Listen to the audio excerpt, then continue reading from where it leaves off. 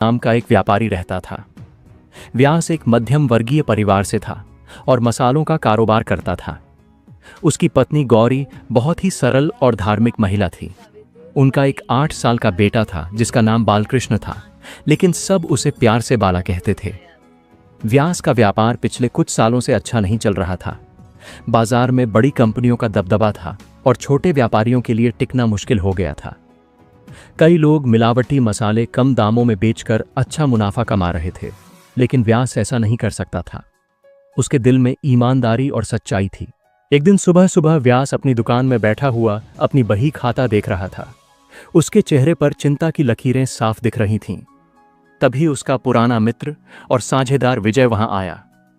अरे व्यास भाई, क्या हाल है? इतना परेशान क्यों लग रहा है? विजय ने पूछा। क्या बताऊं यार विजय, व्यापार की हालत बहुत खराब है।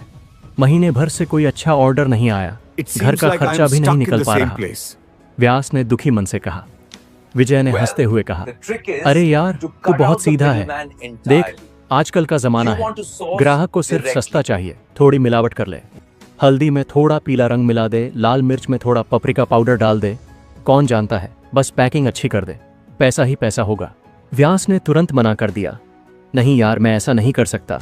मेरे ग्राहक मुझ पर भरोसा करते हैं, मैं उनके साथ धोखा नहीं कर सकता। अरे पागल है क्या? व्यापार में भावना नहीं, सिर्फ मुनाफा देखना चाहिए।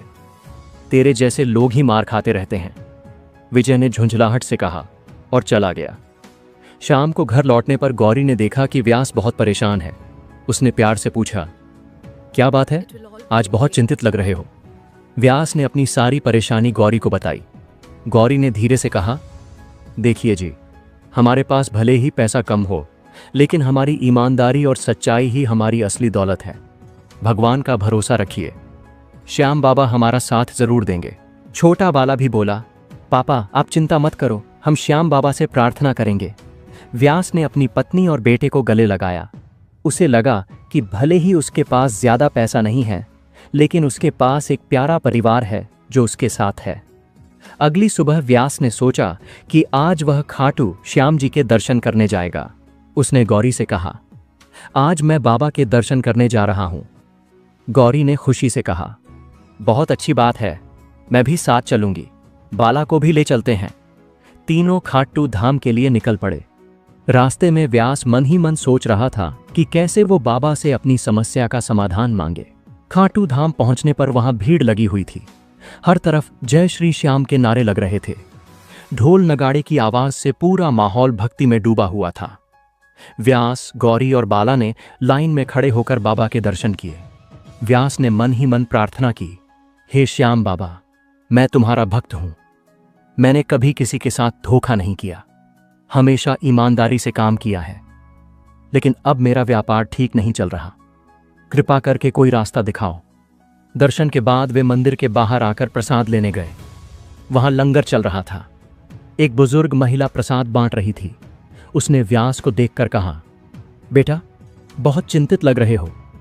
व्यास ने विनम्रता से कहा, माताजी, व्यापार में कुछ समस्या है।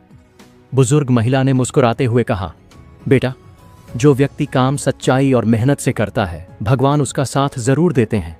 देखो, मैं यहाँ लंगर में खाना बनाती हूँ, सालों से यहाँ सेवा कर रही हूँ, कभी किसी चीज की कमी नहीं हुई। क्यों? क्योंकि यहाँ सब कुछ शुद्ध और सच्चे मन से बनता है। उसने प्रसाद का एक टुकड़ा व्यास को दिया। व्यास ने चखा तो उसे लगा कि इतना स्वादिष्ट खाना उसने पहले कभी नहीं चखा था। माताजी, ये इतना स्वादिष्ट कैसे है? व्यास ने पूछा। बेटा, इसमें प्यार और भक्ति का तड़का है। सारे मसाले शुद्ध हैं, कोई मिलावट नहीं है। जब मन साफ होता है तो खाना भी साफ बनता है, बुजुर्ग महिला ने समझाया। व्यास के मन में एक विचार आया। उसने सोचा कि क्यों ना वो भी अपने मसालों में इसी तरह की शुद्धता लाए। वापस घर आकर व्यास ने गौरी से कहा, मैंने एक फैसला किया है। अब मैं सिर्फ शुद्ध मसाले बेचूंगा, चाहे फायदा कम हो, लेकिन मैं अपने ग्राहकों के साथ कभी धोखा नहीं करूंगा। गौरी ने खुशी से कहा, यह बहुत अच्छी बात है, भगवान जरूर हमारी मदद करेंगे। व्यास ने अगले दिन से अपने काम में बदलाव शुरू किया। उसने अपने सप्लायर्स से कहा कि उसे सिर्फ प्रीमियम क्वालिटी के मसाले चाहिए। विजय को जब यह बात पता चली तो वो हंसकर बोला, अरे पागल हो गया है क्या? प्रीमियम क्वालिटी में लागत ज्यादा आएगी, फिर तेरा मार्जिन कैसे निकलेगा? व्यास ने दृढ़ता से कहा, मैं अपने सिद्धांतों से समझौता नहीं करूंगा। तेरा दिमाग खराब हो गया है। मैं तेरी मदद करना चाहता हूं, लेकिन तू समझता ही नहीं है, विजय ने गुस्से से कहा और चला गया। व्यास ने अपने मसालों के लिए एक नया नाम सोचा, सतरंग। उसका मतलब था 7 रंगों की तरह विविधता और शुद्धता। गौरी ने इस नाम को बहुत पसंद किया। उसने कहा, बहुत सुंदर नाम है, सतरंग यानी 7 रंग, जैसे इंद्रधनुष में होते हैं। व्यास ने अपनी छोटी पूंजी से अच्छी क्वालिटी के मसाले मंगवाए। उसने गौरी की मदद से उन्हें छोटे छोटे पैकेट्स में पैक किया। हर पैकेट पर सतरंग लिखा और नीचे शुद्ध सच्चे स्वादिष्ट का टैगलाइन लिखा। पहले हफ्ते में व्यास ने अपने कुछ पुराने ग्राहकों को ये नए पैकेट्स दिए। उसने कहा, ये मेरा नया ब्रांड है, अगर आपको पसंद ना आए तो पैसे वापस कर दूंगा। कुछ ग्राहकों ने शक से पूछा, यह पहले से महंगा क्यों है? व्यास ने ईमानदारी से कहा, भाई साहब, यह प्रीमियम क्वालिटी का है, कोई मिलावट नहीं है, आप चक्कर देखिए। 3 दिन बाद व्यास की दुकान पर एक ग्राहक आया। वो बोला, व्यास भाई, वो सतरंग वाला धनिया पाउडर दे दो। मेरी बीवी कह रही थी कि इतना अच्छा धनिया पाउडर पहले कभी नहीं मिला। व्यास की खुशी का ठिकाना नहीं था। धीरे धीरे और भी ग्राहक आने लगे। एक दिन एक महिला ग्राहक ने कहा, व्यास जी, आपके हल्दी पाउडर से जो सब्जी बनी वो तो सोने जैसी चमक रही थी। मेरे पति ने कहा कि आज तो खाना बहुत स्वादिष्ट बना है। गौरी और बाला भी व्यास की मदद करने लगे। बाला स्कूल से आने के बाद पैकेट्स पर स्टिकर लगाने में मदद करता, लेकिन विजय को यह बात अच्छी नहीं लग रही थी। उसे लगता था कि व्यास उससे अलग रास्ता अपनाकर उसका अपमान कर रहा है। एक दिन रात को विजय ने अपने कुछ मित्रों से मिलकर एक योजना बनाई। उसने सोचा कि व्यास को सबक सिखाना होगा। अगली सुबह बाजार में अफवाह फैल गई कि व्यास के मसालों में मिलावट है। कुछ लोगों ने कहा कि सतरंग के हल्दी पाउडर में रासायनिक रंग मिला है। जब व्यास को यह बात पता चली तो वो बहुत परेशान हो गया। कई ग्राहक उसकी दुकान पर आकर शिकायत करने लगे, व्यास जी, ये क्या सुन रहे हैं? आपके मसालों में मिलावट है? एक ग्राहक ने पूछा। व्यास ने हाथ जोड़कर कहा, भाई साहब, ये बिल्कुल झूठी बात है। मैं कसम खाकर कहता हूं कि मैंने कभी कोई मिलावट नहीं की है। लेकिन अफवाह का असर हो रहा था। कई ग्राहक डरकर दूसरी दुकानों से खरीदारी करने लगे। व्यास बहुत दुखी हो गया। उसे समझ नहीं आ रहा था कि यह अफवाह कहां से आई। उसने गौरी से कहा, मैंने कभी गलत काम नहीं किया, फिर भी ऐसा क्यों हो रहा है? गौरी ने उसे ढांढस बंधाते हुए कहा, यह सब परीक्षा है। भगवान हमारी परीक्षा ले रहे हैं, हम हार नहीं मानेंगे। व्यास ने हिम्मत न हारते हुए एक योजना बनाई। उसने सोचा कि वो अपने मसालों की जांच करवाएगा। अगले दिन व्यास ने शहर की एक प्रसिद्ध लैब में अपने सभी मसालों के सैंपल भेजे। उसने कहा, मुझे पूरी रिपोर्ट चाहिए कि इसमें कोई मिलावट है या नहीं। 1 हफ्ते बाद रिपोर्ट आई। सभी मसाले 100% शुद्ध थे, कोई भी मिलावट नहीं मिली। व्यास ने इस रिपोर्ट की कॉपी बनवाकर अपनी दुकान पर लगा दी। उसने एक बैनर भी लगवाया जिस पर लिखा था, हमारे मसाले 100% शुद्ध, लैब टेस्टेड। धीरे धीरे लोगों का भरोसा वापस आने लगा। कई ग्राहक वापस आकर माफी मांगने लगे, व्यास जी, हमसे गलती हुई, हमने अफवाह में आकर आप पर शक किया। एक ग्राहक ने कहा।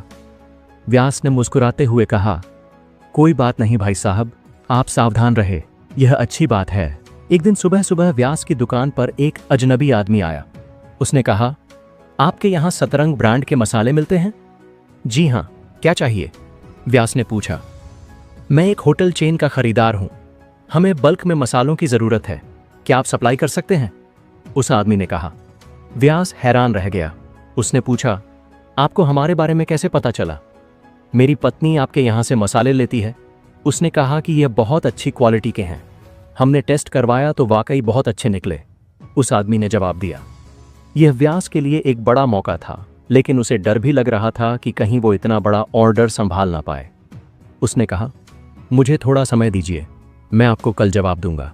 शाम को घर आकर व्यास ने गौरी को सब कुछ बताया। गौरी ने कहा, यह तो बहुत अच्छी बात है, भगवान ने हमारी मेहनत का फल दिया है, लेकिन मुझे डर लग रहा है, कहीं मैं इतने बड़े ऑर्डर को पूरा न कर पाऊं तो? व्यास ने चिंता जताई। बाला बोला, पापा, श्याम बाबा है ना, वो जरूर मदद करेंगे। अगली सुबह व्यास ने हिम्मत करके हाँ कर दी। उसने सोचा कि भगवान पर भरोसा रखकर यह काम करना चाहिए। होटल का पहला ऑर्डर आया, 100 किलो मिक्स मसाले का। व्यास ने दिन रात मेहनत करके वो ऑर्डर तैयार किया। जब मसाले डिलीवर हुए तो होटल वालों ने कहा, बहुत अच्छी क्वालिटी है, हमें और मसाले चाहिए। धीरे धीरे व्यास का व्यापार बढ़ने लगा। सतरंग ब्रांड लोकप्रिय होने लगा। लेकिन विजय को यह बात बिल्कुल पसंद नहीं आ रही थी। वो मन ही मन जल रहा था कि व्यास उससे आगे निकल रहा है। एक दिन विजय ने व्यास से कहा, यार व्यास, अब तो तेरा व्यापार अच्छा चल रहा है, चल साझेदारी कर लेते हैं, मैं भी तेरे साथ मिलकर काम करूंगा।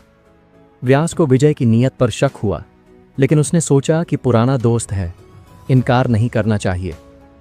ठीक है विजय, लेकिन एक शर्त है, हमेशा शुद्ध मसाले ही बेचने होंगे, कोई मिलावट नहीं, व्यास ने कहा। विजय ने हामी भर दी, लेकिन उसके मन में कुछ और ही चल रहा था, और यहीं से व्यास की असली परीक्षा शुरू होने वाली थी। विजय की साझेदारी उसके लिए वरदान साबित होगी या अभिशाप, यह तो आगे पता चलेगा। घर आकर व्यास ने गौरी को विजय वाली बात बताई। गौरी ने कहा, मुझे कुछ अच्छा नहीं लग रहा, विजय की नीयत साफ नहीं लगती।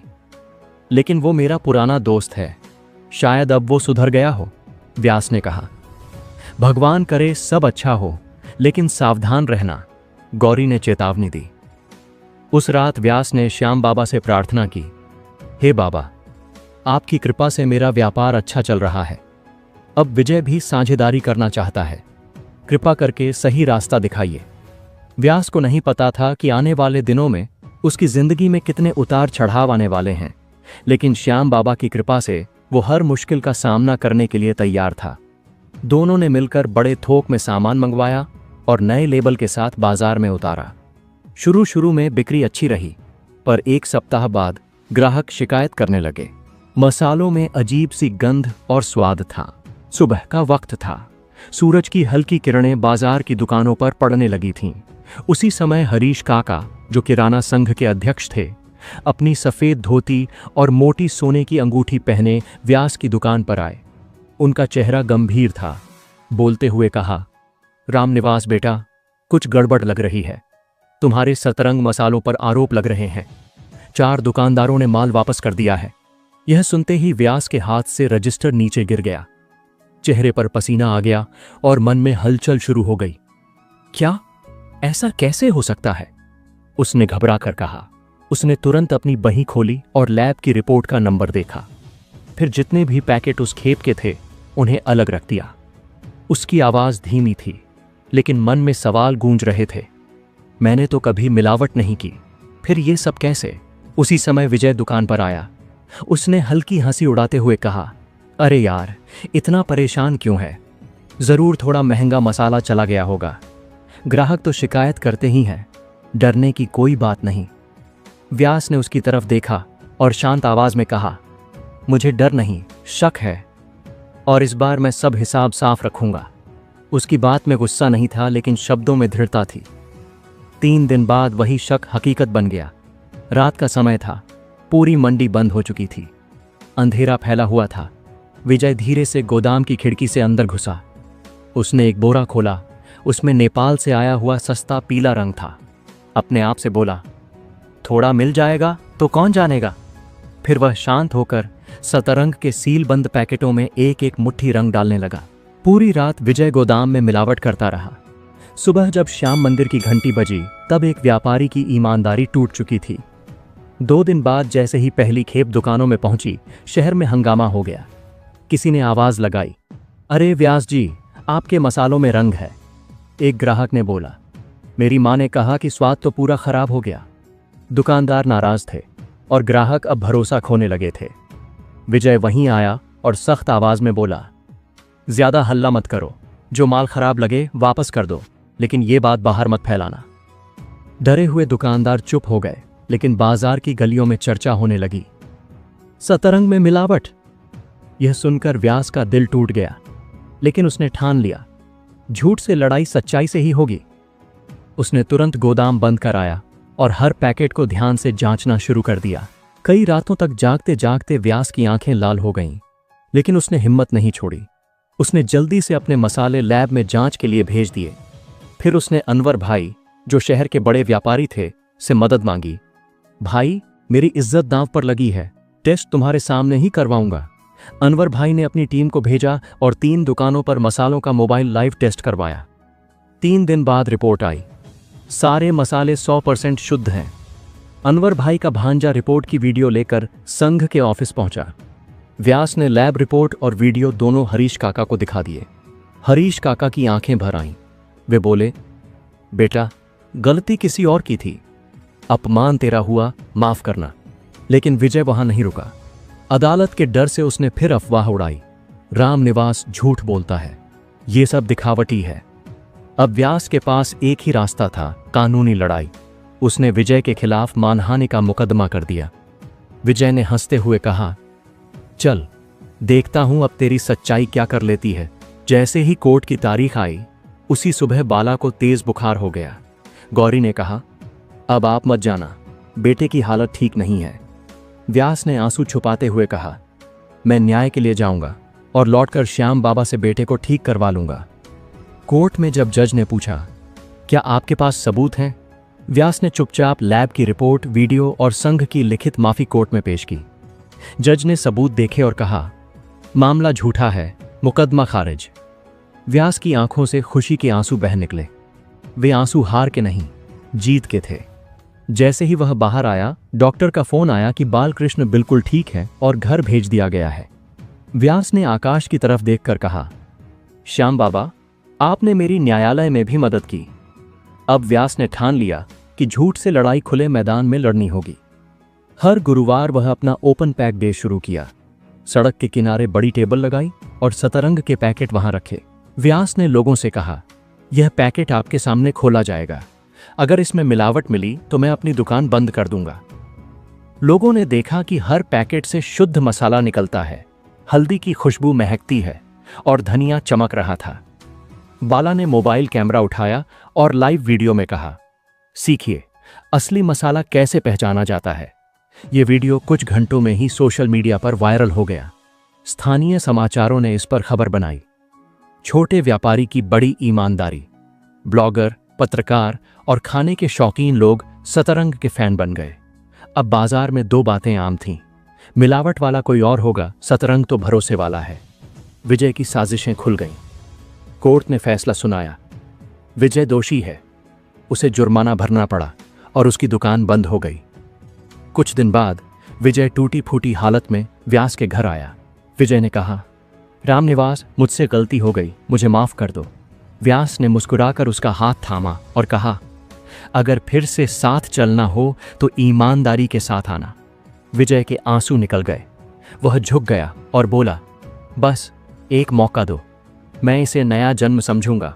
व्यास ने हंसते हुए कहा, ठीक है तो चलो शुरू करते हैं, सतरंग की तरह साफ और सच्चा सफर। अब सतरंग मसाले पूरे प्रदेश में लोकप्रिय होने लगे। हर दुकान पर एक ही नाम था, सतरंग, यानी 7 रंगों की शुद्धता। लेकिन व्यास की नजरें अब और ऊंचाइयों पर थीं। वह चाहता था कि सतरंग भारत से निकलकर दुनिया भर में भारतीय स्वाद का झंडा फहराए। एक दिन उसके ऑफिस में मिस्टर त्रिवेदी आए, जो महारानी एक्सपोर्टर्स के प्रतिनिधि थे। उन्होंने कहा, हम विदेशों में भारतीय प्रीमियम मसाले भेजना चाहते हैं। लोग आपको सतरंग के नाम से जानते हैं, क्या आप हमारे साथ साझेदारी करेंगे? व्यास के हाथ कांप उठे और दिल धड़क उठा। यह वही मौका था जिसका वह कई वर्षों से इंतजार कर रहा था। लेकिन शर्तें बहुत सख्त थीं। FSSAI और ISO के कड़े मानकों को पूरा करना था। हर महीने 3 टन मसाले का निर्माण करना था।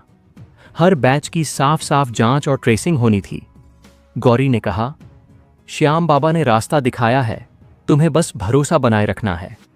बाला ने मुस्कुराते हुए कहा, पापा, आपने हमें सच्चाई सबसे बड़ी पूंजी सिखाई है, अब भरोसा रखो। व्यास ने ठाना कि सतरंग अब सिर्फ एक ब्रांड नहीं रहेगा, बल्कि भारतीय सच्चाई का प्रतीक होगा। सब कुछ अच्छी तरह चल रहा था, लेकिन किस्मत ने फिर करवट ली। पहला निर्यात बैच 500 किलो सतरंग मसाले ले जाने वाला ट्रक भारी बारिश में कमलानगर हाईवे पर पलट गया। 2/3 माल भीगकर खराब हो गया। मिस्टर त्रिवेदी ने सख्त आवाज में फोन किया, व्यास जी, अब हमारी विश्वसनीयता पर खतरा है, हमें दूसरा ग्राहक देखना होगा। व्यास कुछ देर चुप रहा। व्यास ने उसी रात अपनी टीम की बैठक बुलाई। उसने कहा, अब रुकना मुमकिन नहीं, 2 दिन में नया बैच तैयार करना होगा। वह किसानों को फोन करने लगा, बैंक से लोन लिया और कर्मचारियों को डबल शिफ्ट में लगवा दिया। कड़ी मेहनत के बाद कुल 48 घंटे में नया बैच तैयार हो गया। व्यास खुद ट्रक लेकर निकला और जहाज पर चढ़ते वक्त श्याम का नाम जप रहा था। अगले हफ्ते मॉरिशस से एक ईमेल आया, आपके मसाले स्वर्ग जैसी खुशबू वाले हैं, हमें 2 गुना ऑर्डर चाहिए। व्यास की आंखें नम हो गईं। वह तुरंत मंदिर पहुंचा और बड़ा दीप जलाकर बोला, श्याम बाबा, यह सफलता आपकी कृपा है, मैं तो बस बात ही था, यह आग आपकी थी।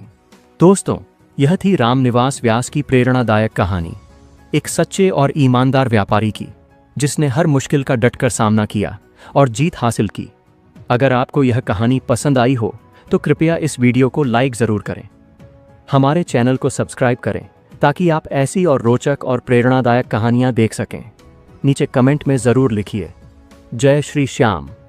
श्याम बाबा की कृपा आप सब पर हमेशा बनी रहे। धन्यवाद।